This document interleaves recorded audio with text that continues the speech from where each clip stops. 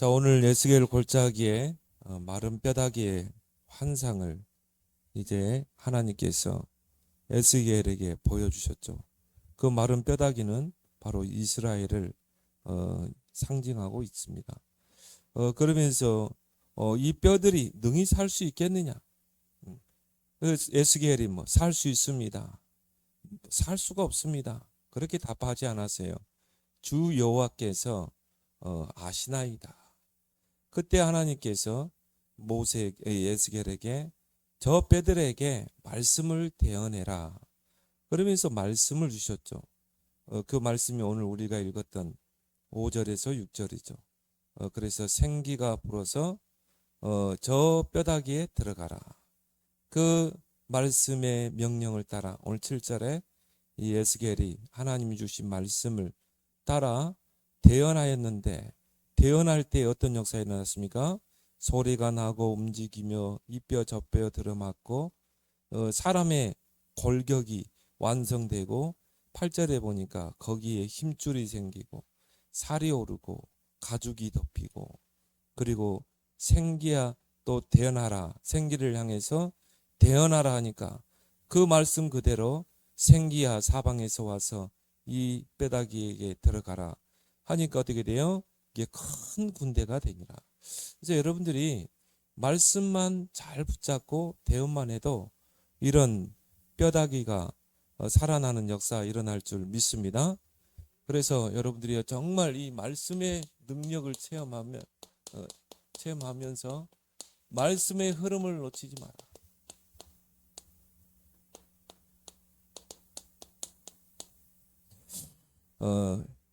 이 에스겔 선지자가 하나님의 말씀을 대신 전달하는 것입니다. 그걸 보고 우리가 대언이라고 그러죠. 하나님을 대신해서 말씀을 전달하는 것이죠. 그런데 오늘 이런 뼈다귀가 살아나는 그런 또 생기가 들어가게 되는 큰 군대 이루는 역사가 일어났습니다. 그걸 뭘 말합니까? 결국은 이 말씀의 흐름을 놓치지 말라는 것입니다. 그래서 가장 안정되고 균형 잡힌 신앙은 뭡니까? 결국 말씀의 신앙이거든요.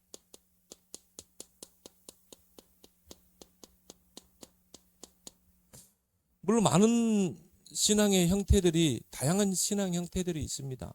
어느 교단에서는요, 또 어느 또 성도들은 보면 신비적으로 신비적인 신앙, 그게 틀렸다고는 게 아니에요. 그런데 신비주의가 되니까 문제가 되는 것이죠. 성경은 신비에 대한 그런 부분들이 있거든요. 근데 신비주의가 되면 안 돼요. 이게 신앙의 색깔을 완전 신비주의로 하게 되면 안 되는 것입니다. 또 어떤 또 교단이나 또 성도들은요, 뭔가 열심히 해요. 열심히. 그걸 우리 종교생활이라고 그러죠. 그것도 나쁜 건 아니죠. 우리가 구원받은 자녀가 하나님을 위해서 열심히 헌신하는 거 중요하겠죠. 그렇지만 그게 주의가 되면 안 된다 이 말이에요. 그래서 하나님은 말씀의 하나님입니다. 그래서 언약의 하나님이죠. 언약을 주시고 그 언약을 붙잡은 자를 통해서 언약대로 진행하시고 그 언약의 여정 속에서 그 언약을 성취하는 분이잖아요. 그렇기 때문에 가장 안정된 신앙, 가장 균형 잡힌 신앙은 말씀의 신앙이에요. 말씀이 기준이 되는 신앙. 말씀이 가면 가고 말씀이 멈추면 멈추고, 하나님의 말씀에 늘 귀를 기울이고 내 생각을 내려놓고 하나님의 말씀을 따라 선택하고 판단하는 그 말씀에 인도받는 삶, 이게 가장 안정되고 균형 잡힌 신앙인 줄 믿습니다. 그래서 하나님의 말씀을 신뢰하고 말씀 붙잡고 기도하는 사람은요, 어떤 문제, 어려운 그런 환경에서도 흔들리지 않습니다. 왜?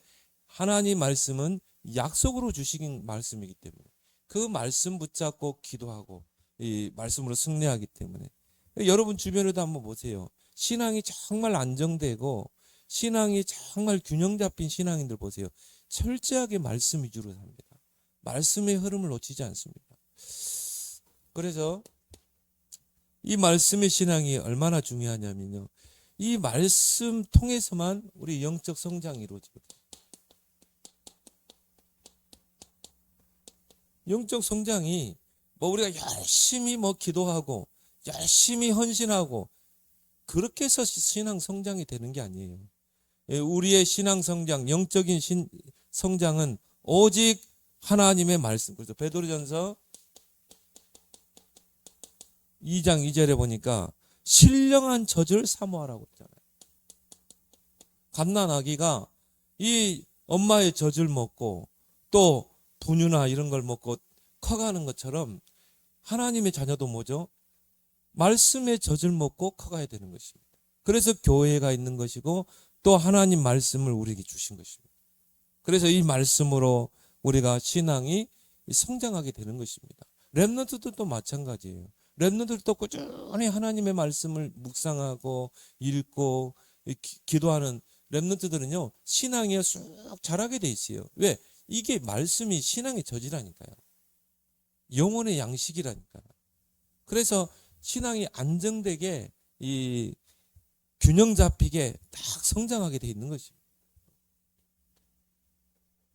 그래서 그런 젖을 먹고 성장한 신앙이니까 장성한 신앙은요, 흔들리지 않습니다. 그리고 오히려 흑암과 영적 싸움을 싸워 이깁니다. 그렇지만요, 오랫동안 신앙생활 했는데도 이 말씀에 젖을 먹지 못하고 하나님은 뭡니까? 이 정말 영양실조 걸린 교인들이 많다. 뭔가 이 성장을 해서 육신은 어른인데 제대로 먹지 못해서 영양실조 걸리면 어떻게 됩니까? 푹 쓰러지잖아요. 조금만 뭐 힘든 일로 푹 쓰러지잖아요.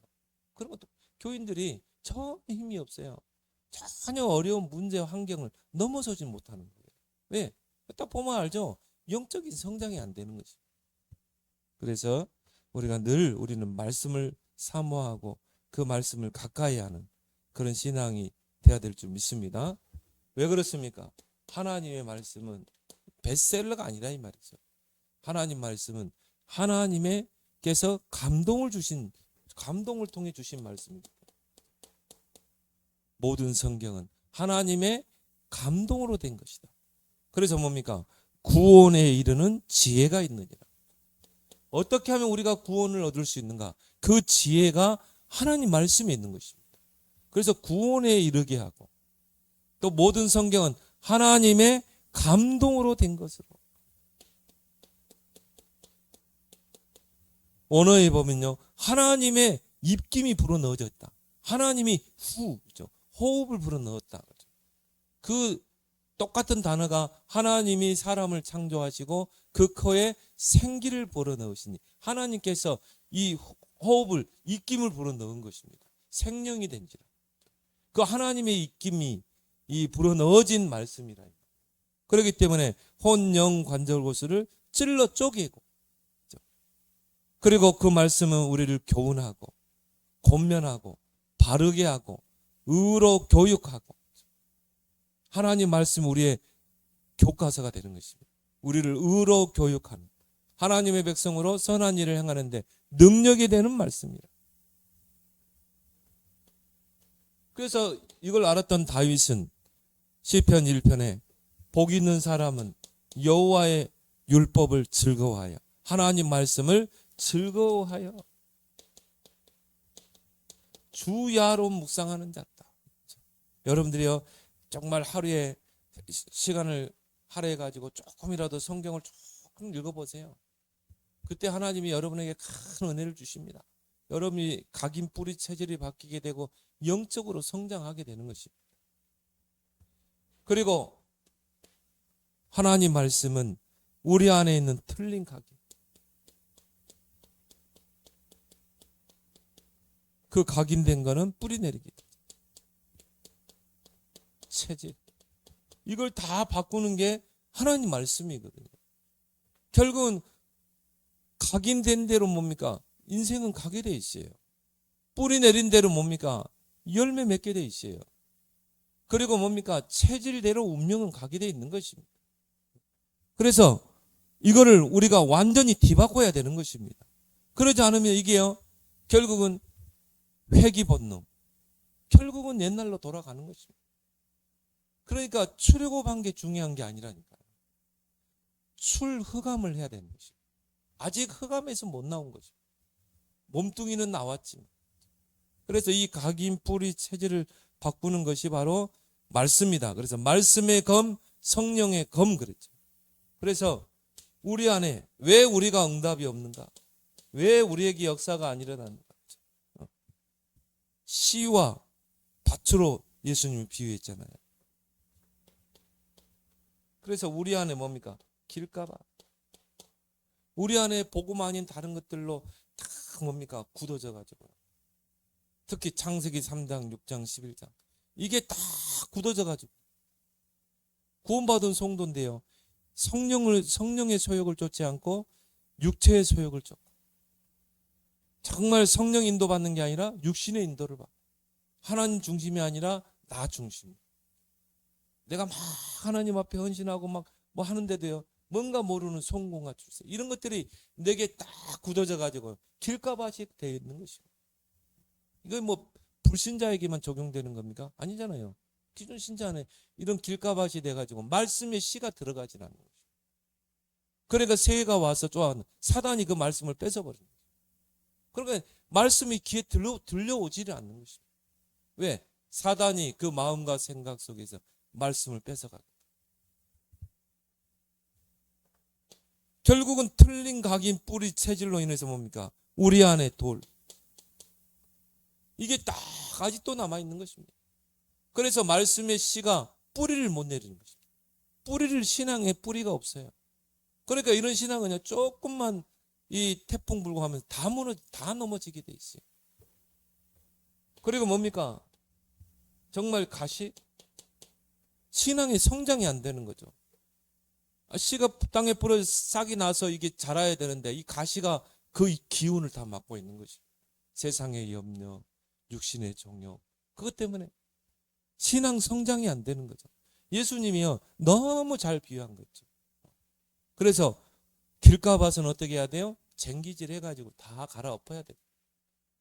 우리 속에 있는 돌을 다 제거하고 가시를 다 걷어내야 돼요. 그래서 어떻게 합니까?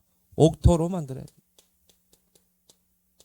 잘 듣고 잘 깨닫고 나가서 100배로 결심했느니라. 기본이 100배 아닙니까? 그 다음에 60배, 30배. 결국은 말씀이 통해서 이런 것들이 각인 뿌리 체질이 바뀌게 됩니다. 그래서 여호수아 3장 3절에 보니까 이 광야길 가는 이스라엘 백성에게 언약궤를 따라가. 여러분이 그 언약궤에 내 시선을 다 집중하면 어떻게 됩니까? 내 생각이 없어져요. 여러분이 하루를 살아가는 가운데 내가 하나님께만 시선을 다 고정한다고 된 거예요. 그럼 다른 생각이 있겠습니까? 없습니다. 없습니다. 다른 생각이 없어요. 예를 들어서 이 남자와 여자가 연애 기간이라. 그러면 뭡니까? 오직 남자는요, 그 여자친구만 생각하게 돼 있어요. 진짜 사랑하는 관계라면. 그죠? 오직 여자만 생각하고, 그 여자친구만 만나고 싶고, 오늘 회사 퇴근하면 또 만나고 싶고, 그죠? 온통 생각이 여자친구예요. 여자친구도 마찬가지죠. 온통 남자친구에게만 모든 생각이 시선이 가 있는 것입니다. 근데 남자친구가요, 이 여자친구에게 막 생각했는데 다른 여자도 생각하고 막 여러 주변의 여자들 생각한다면 그건 사랑의 관계가 아니죠. 그건. 언약궤를 따라가라는 건 뭔 말합니까? 오직 언약궤에만 시선을 집중하라는 것입니다. 그러면 내 생각이 없어져요. 그래서 뭐 복잡한 생각, 막 이 생각 저 생각, 막 고민 근심 그런 게 없어집니다. 그래서 언약궤만 따라. 언약궤를 따라가는데요, 요단이 딱 가로막고 있죠. 요단으로 들어가라는 거예요. 근데 정말 언약궤만 딱 고정하고 언약궤만 바라보고 가면요, 내 생각이 없기 때문에 들어가는 겁니다. 그래서 언약궤를 맨 제사장이 요단을 밟을 때 요단이 갈라졌잖아요. 기적이 일어나죠. 기적. 그래서 믿음이 좋다는 것은 다른 게 아닙니다. 생각이 단순한 거예요. 정말 하나님 믿습니다. 하나님 나와 함께 하십니다. 문제 앞에서도 하나님 죽으면 죽으리이다. 그렇죠? 그리 아니하실지라도 내가 저 풀무불에 들어가 타 죽는다 할지라도 우리는 우상숭배할 수 없습니다. 그렇죠? 하나님께만 모든 시선을 집중하는 거예요. 신앙생활 잘하는 거는요, 단순한 거예요. 그래서 신명기 6장 4절 9절 이스라엘아 들으라. 결국 들어야 돼요. 말씀을 듣는 자리에 있어야 돼요. 각인 뿌리 체지가 언제 바뀌어요? 들을 때. 쉐마죠, 쉐마. 이스라엘아 들으라. 어떻게 해서라도 복음을 듣고 하나님 말씀을 듣고 묵상하고 그때 각인 뿌리 체질이 바뀌는 줄 믿습니다. 근데 사단이요, 자꾸 이 복음 못 듣도록, 자꾸 은혜 받지 못하도록 물 없는 것으로만 끌고 다니잖아요. 마태복음 12장 43절 보세요. 물 없는 것으로만, 은혜 없는 것으로만 끌고 다니는 거예요. 그리고 뭡니까? 늘 쉬기를 구하되 쉬지를 못하고. 오늘 여러분이 이 수요 예배 때 나와서 피곤한 몸을 이끌고 예배 드리고 막 기도하고 하면 다시 힘이 나잖아요. 근데 뭡니까? 좀 쉬지. 육신적으로 좀 쉬면 피로가 풀리니까 쉬기를 구하되 쉬지를 못하고. 참 안식이 없습니다. 그러니까 어떻게 돼요? 비고 소재되고서 은혜 밑바닥, 하나님 말씀 밑바닥, 비고 소재되고 소재되니까 7 귀신이 들어가는 거죠. 누구 말대로 사단이 집을 짓고 딱 있는 것이죠. 나는 그러 보면 너무 안타까워요. 너무 안타깝다. 정말 이 은혜 자리에 와야 되는데, 예배 자리에 앉아 있어야 돼. 복음 들으면 살겠는데.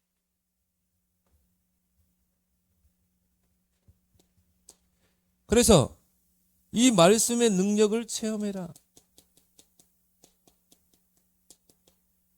말씀의 능력은 어떤 능력입니까? 창조의 능력이다. 그래서 하나님께서 천지를 하나님의 말씀으로 창조했죠.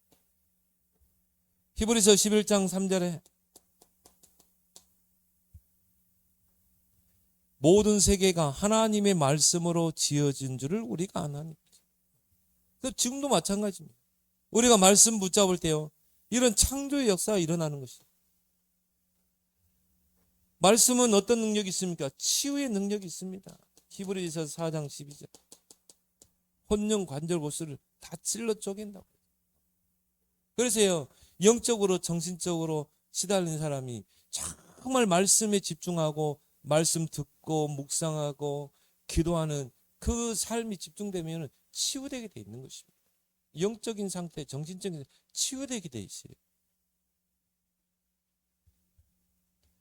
그 에스겔 골짜기에 마른 뼈다귀에게 이 말씀이 대언되니까 살아나잖아요. 살아나게 돼 있어요. 하나님 말씀은 뭡니까? 약속입니다. 하나님이 그 백성과 약속을 하시는 거예요. 그리고 그 약속을 반드시 이루십니다. 그래서 말씀은 약속이다. 그래서 우리가 말씀으로 주신 약속이기 때문에 언약이라고 그러죠. 이 말씀이요, 언약이라니까요. 그래서 이사야 40장 6절 8절에 풀도 마르고 꽃도 시들지만 하나님의 말씀은 영원히 살리라.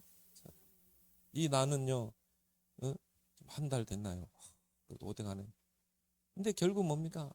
오늘도 7송이가 떨어졌어요. 꽃도 결국 시들게 돼 있어요. 하나님의 말씀은 영원히 살리라. 그걸 뭘 말합니까? 여러분이 말씀 받고 언약으로, 나의 약속으로 언약으로 붙잡고 기도하는데 그 말씀이 반드시 성취된다. 그래서 조지 밀러의 그 5만 번 기도 응답 받는 그 책을 여러분이 한번 사서 보세요. 조지 밀러는요, 그냥 막 방언하고 막 그런 기도 안 했어요. 가장 안정되고 균형 잡힌 신앙. 문제를 딱 만나면요, 거기에 관련된 말씀을 찾아요. 근데 그거를 딱 리스트를 정해놨더라니까요. 거기에 대한 리스트 말씀을 쭉 정해놨어요. 이럴 때는 이런 말씀, 이럴 때는 이런 말씀.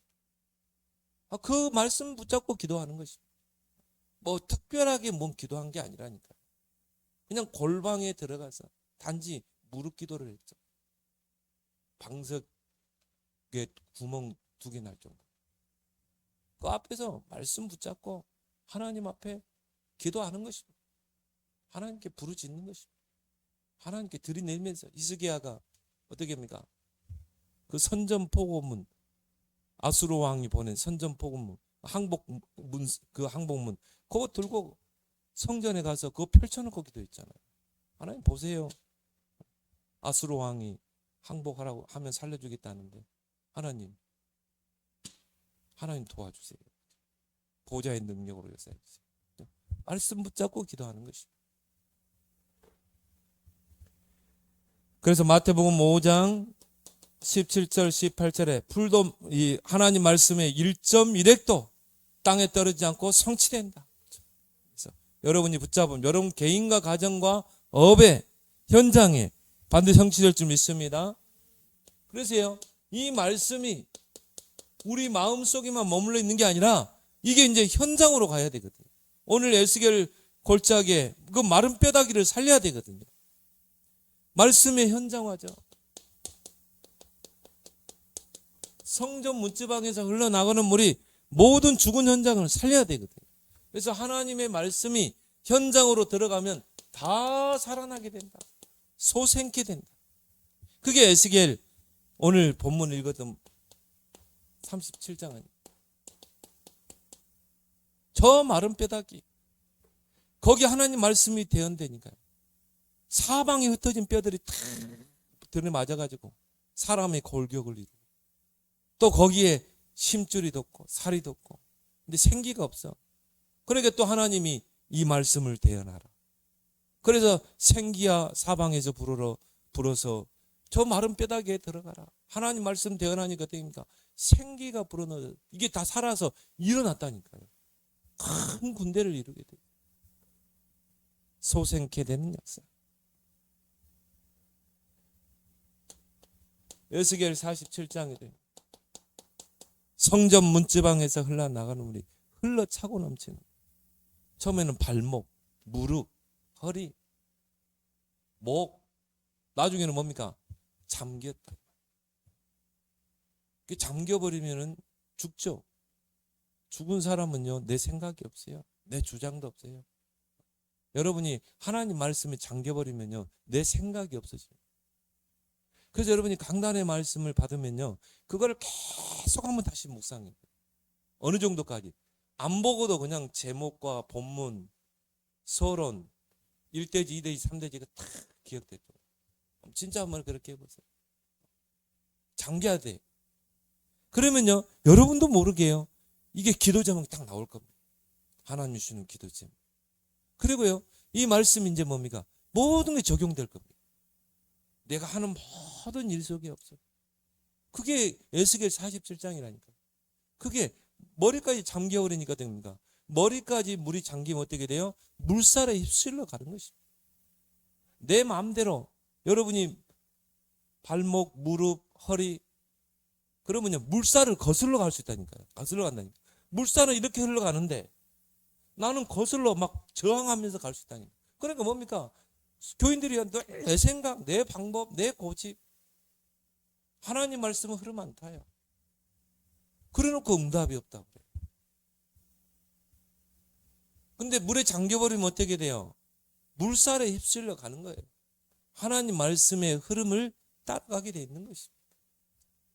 근데 그게 그 물이 흘러서 강으로 가니까 죽은 강이 살아나.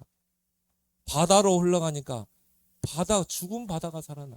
자, 강이나 바다가 살아나면 어떻게 됩니까? 고기들이 몰려와요. 고기들이. 그러니까 그때 어부들이 배를 띄우는 것입니다. 그물을 내리는 거죠. 그 말은 뭡니까? 모든 게 다 살아나거든요. 모든 게. 이게 말씀의 능력인 줄 믿습니다. 결국 내 마음에 머물러 있고 내 생각 속에 머물러 있던 말씀은 현장화돼야 된다. 하나님은 그 말씀으로 모든 현장을 살리라는 것입니다. 그래서 초대교회가 어떻게 핍박 속에서 3,000 제자를 세웠는가? 저희가 사도의 가르침, 서로 교제하고 떡을 떼고 기도하기를 힘씁니다. 네 가지 흐름을 놓치자. 그 가장 첫 번째 중요한 게 뭡니까? 사도의 가르침 받아. 강단의 흐름을 놓치지 않아야 돼. 서로 떡을 떼고 교회 안에서 교인들끼리 서로 떡을 떼고 서로 교제하고 그리고 그걸 가지고 현장에 들어가서 떡을 떼고 현장을 다 살리죠. 그 말씀 가지고 기도하고 그러니까 결국은요 41절에 3천 제자가 일어나요. 그리고 뭡니까? 이 말씀을 붙잡고 이제 어떻게 합니까? 성전에서 떡을 떼고 집에서 떡을 떼고 그러니까 주께서 구원받는 수를 날마다 더하게 하시니라. 그래서 여러분이 여러분 마음과 생각 속에 충분하게 하나님 말씀이 머물고 그리고 그걸 가지고 이제 뭡니까? 현장을 살려야 되는데 여러분이 이 말씀을 딱 받을 때요. 이 말씀이 필요한 사람이 누굴까? 생각해 보는 것입니다. 이 말씀이 필요한 사람이 누굴까?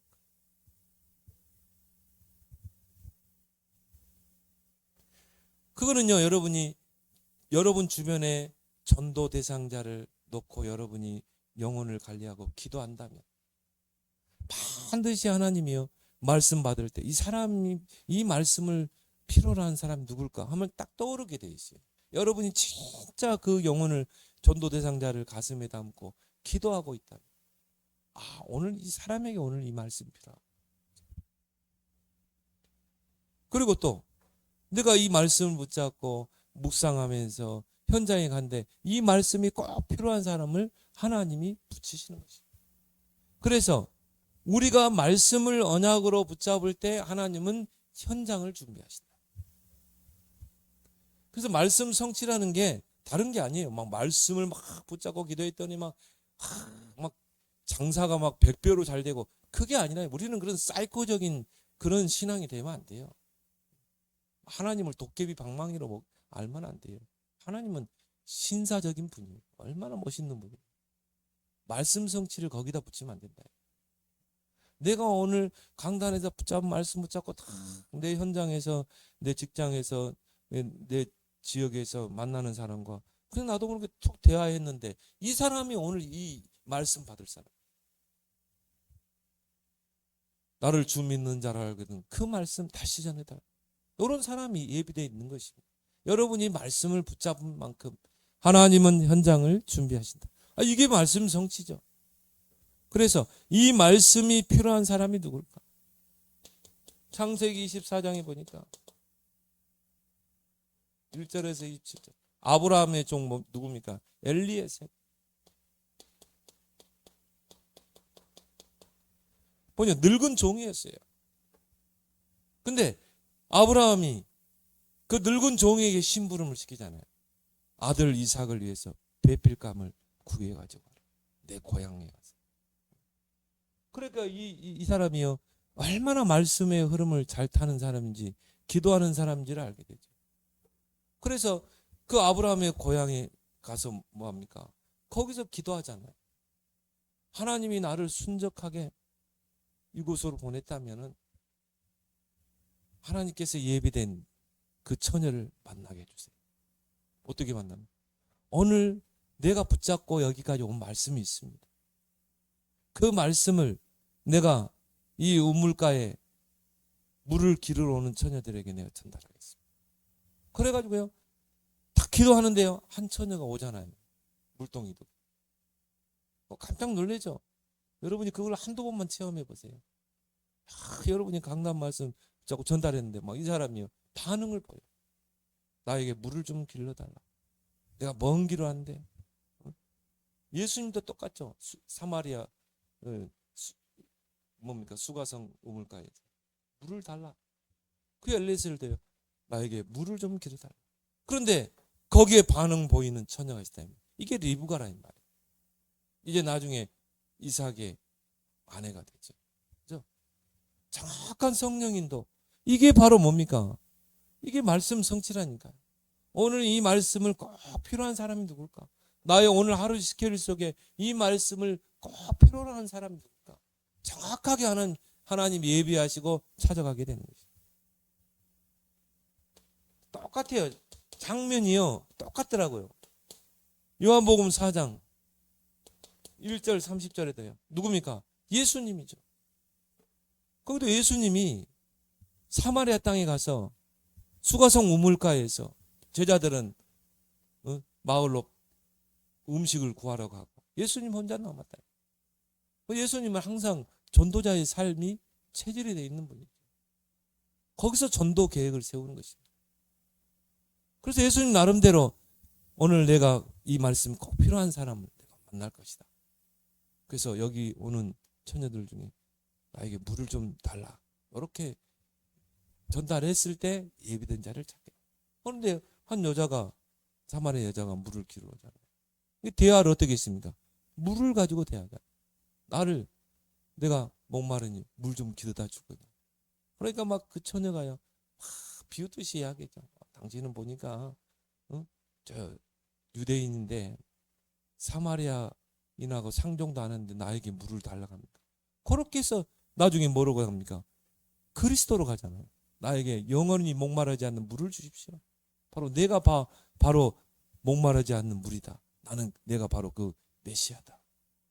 그래가지고 물로 시작해서 생수로 시작해서 예배로 해가지고 결국 뭡니까? 예배의 주인공 그리스도로 가잖아요.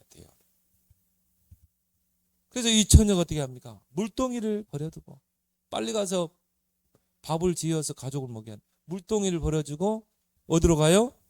마을로 갔다.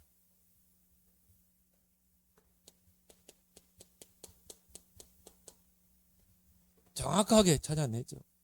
여긴 리브가 사마리아 여인.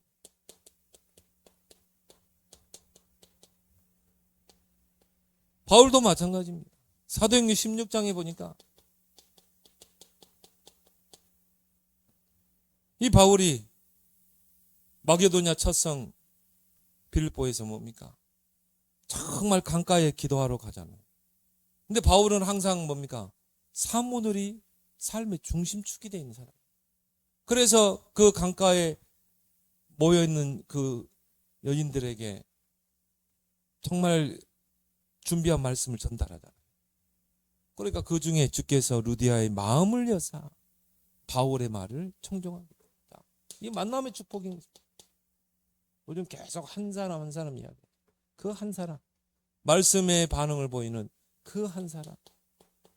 결국 루디아의 집에서 뭡니까? 하나의 시스템이 세워지죠.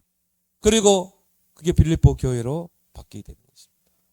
그래서 하나님의 말씀이 나에게 성취되고 그 다음에 뭡니까? 현장에서 성취되는 것을 체험해야 된다. 그래서 여러분이 받은 말씀을 이제 어떻게 해요? 어떻게 전달할 것인가? 자, 첫 번째는 뭡니까? 이 말씀을 필요한 사람이 누굴까? 그러면 이 사람이 이런 사람이 말씀 필요하구나. 그러면 이걸 어떻게 전달할 것인가? 이제 전달하는 게 중요하죠. 오늘 오늘 하나님께서 뭐라고 하십니까? 명령대로 대언하였다. 하나님이 주신 말씀을 명령대로 대언했다. 그럼 어떻게 이거를 대언하고 어떻게 전달할 것인가? SNS로 문자로 전달하든지 카톡으로 전달하든지 일단 전달되는 게 중요하잖아요. 내가 만날 시간이 없으면 카톡으로 전달하든지 그게 이 사람에게 답을 줄 수 있는 것입니다. 또 메일로 전달하든지. 그래서 제가 한때는요 시국을 많이 들어갔어요. 거기에서 찾은 한 조선족 처녀 있는데 계속 메일링을 했어요. 그때는 카톡이라는 게 없었거든요. 계속 메일. 저는 강사장 그래요. 강사장이라는 그 호칭을 해가지고 계속 전달하고. 그리고 들어가서 또 점검하고. 그러니까 먼 거리에가 있지만요. 이런 걸로 전달할 수 있는 거예요. 지금 카톡이 얼마나 발달됐기 때문에. 그때는 메일링을 그렇게 계속 한 것입니다. 그리고 전화로 전달해라. 우리 교회 홈페이지 만든 이유가 뭡니까? 그걸 통해 전달해야 되겠다. 왜냐? 지금은 스마트폰 시대거든요. 스마트폰 가지고도 다 홈페이지 들어와세요. 다 볼 수 있거든요. 그러면 이 홈페이지를 어떻게 많은 사람들이 이 복음을 접할 수 있도록 할 것인가. 그걸 계속 기도하고 있거든요. 하나님 지혜를 주세요. 그리고 뭡니까? 이 사람은 오늘 꼭 만나서 복음을 전달했다. 이런 사람이 있거든요. 그런 사람은 뭡니까? 의도적으로 시간을 정해서 만나는 것입니다. 왜? 중요한 것은 전달될 때 살아나는 것입니다. 전달될 때. 오늘 에스겔 골짜기 마른 뼈같이. 그래서 이 말씀이 현장화돼야 된다. 그러려면 어떻게 합니까? 4가지 흐름을 놓치지 마라. 자, 말씀이 내 개인에서 성취되고 또 현장에 성취되려면 초대교회처럼 4가지 흐름 놓치지 마라. 어떻게 초대교회는 핍박 속에서 3,000 제자를 세웠나? 전 교인들이요 4가지 흐름을 탄 것이죠. 그래서 저희가 사도의 가르침 받아 사도의 가르침을 받았다. 그러면 뭡니까? 강단을 중요시 여기고 전 성도가 강단 언약으로 언리스됐다. 왜? 이 말씀의 그 능력을 알기 때문에. 전 교인이 흐름을 탄 것입니다. 그래서 이 사도행전 17장에 보니까 11절에 베레아에 있는 사람들은 그죠? 베레아에 있는 그 성도들의 신앙을 이 누굽니까? 누가는 굉장히 칭찬하고 있어요. 그래서 바울이 세운 교회 중에 데살로니가 교회가 굉장히 믿음의 본이 있는 교회였어요. 믿음, 소망, 사랑. 그런 믿음의 본이 있는 그런 교회가 데살로니가인데 데살로니가보다 더 이 믿음이 좋고 또 흐름을 잘 타는 교회가 베레아 교회라. 이렇게 이 누가가 기록하고 있죠. 사도행전을 누가 기록했죠? 누가가. 거기 보니까 베레아에 있는 사람들은 데살로니가에 있는 사람들보다 더 너그러워서 개역성경에 보니까 신사적이어서 자, 저 사람들은 어떤 신앙생활을 했길래 신사적인 뭔가 신사라는 말은 뭐죠? 뭔가 멋있고 저 사람들 멋있다. 정말 신앙생활 잘한다. 신사적이었어. 근데 데살로니가 교인들보다 더 신사적이었다니. 어떻게 했길래 더 너그러워져서 신사적이었는가? 하나님 말씀 받을 때 간절한 마음으로. 그렇죠. 말씀 성취를 생각한다면 어떻게 해요? 간절한 마음으로 받아야 돼요. 간절한 마음으로 말씀을 받고 이것이 그러한가 하여 날마다 성경을 살펴보고 이 말씀을 붙잡고 뭡니까? 날마다 순간순간 그걸 묵상하는 것입니다. 왜요? 이 말씀이 나에게서 성취돼야 되고 이 말씀이 현장에서 성취돼야 되기 때문에 그래서 날마다 성경을 간절한 마음으로 받았다는 말은 뭐죠? 현장을 넣고 전도 대상자를 넣고 이 말씀을 받았다. 내가 있는 현장 대상자를 넣고 말씀을 간절하게 받았다. 왜? 그 사람들에게 말씀이 전달돼야 돼. 그리고 날마다 성경을 상고하니라. 이 말씀을 어떻게 해요? 적용하고 실천하고 그리고 뭡니까? 전달하였다. 결국 내가 묵상된 말씀, 내가 붙잡은 말씀은 전달돼야 되잖아. 그래서 말씀은 그 자체로 말씀이에요. 그렇죠? 누구에게 하나님이 주의 종을 통해서 모든 성도 렘넌트에게 말씀을 주잖아요. 근데 중요한 건 이거를 나의 약속으로 붙잡아야 된다. 나의 언약으로. 그래야 성취가 되는 것입니다. 또 말씀을 내가 믿든 안 믿든 말씀 자체는 뭡니까? 로고스예요. 근데 중요한 거는 이것이 나에게 붙잡아질 때 레마가 되는 것입니다. 그래서 살았고 운동력 있는 좌우의 날성검이 되는 거죠. 그리고 초대교회는 어떻게 했습니까? 교제하며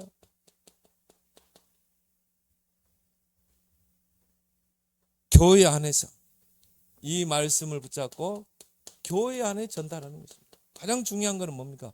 교회 안에 성도를 살려라. 그래서 교회 안에 성도들이 말씀의 흐름을 타고 제자로 서도록 해라. 그래서 교회 안에는 뭡니까? 새가족. 새가족은 이 말씀의 설교를요, 한 20%도 이해를 못해요. 그런 새가족에게 여러분이 주일날에 말씀을 전달해요. 풀어서.